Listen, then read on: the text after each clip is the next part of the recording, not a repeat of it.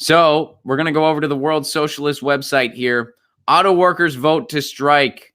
They denounced the UAW treachery ahead of contract deadline with GM, Ford, and Chrysler. American autoworkers are voting by lopsided margins to authorize strike action in an expression of their determination to reverse 4 decades of concessions engineered by GM, Ford, and Fiat Chrysler and the United Automobile Workers co-conspirators.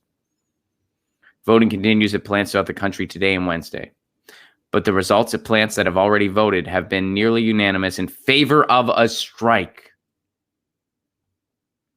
For Nissan, all the plants around the world are unionized except for a couple. You know where those are? The United States. Those are the only plants not unionized. And you know what happens when they've been going on strike in other places? They've been getting what they want. So now, finally, the strikes are coming stateside. Because strikes are contagious. Hey, look at what just happened in Illinois. You know what's been happening all over the country about a year prior? Teachers have been striking. Teachers have been striking in Oklahoma. Some teachers have been striking in Illinois. They've been striking in Indiana. They've been striking in West Virginia. They've been striking in California. And they've been getting what they should be getting. Not quite everything in most cases, but they've been getting enough that they can justify ending the strike at least.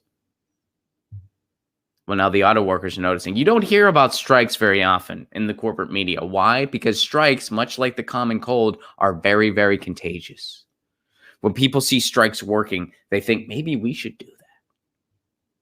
That's why it happens in other countries more often, because people actually hear about it. And then they do it. And then what happens? They get what they want.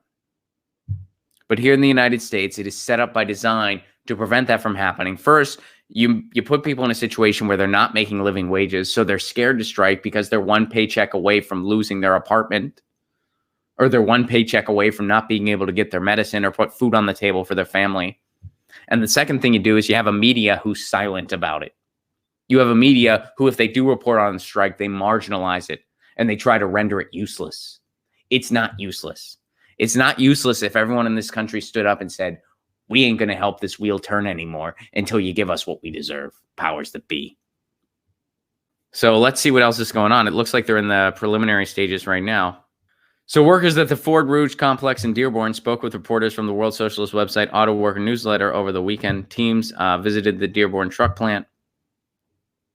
Many were angered by the lack of information coming from the UAW just days before contract expiration.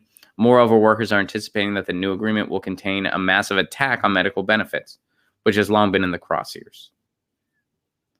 So you're working a job where you're on an auto line. You're working a job where injuries are certainly very possible, and they do happen regularly. And what does your employer go after on a regular basis? Your medical benefits. Your medical benefits. According to this article, that's something that's regularly in the crosshairs. Medical benefits. They want to reduce them. So workers are finally standing up and they're saying, we've had enough. We have had enough.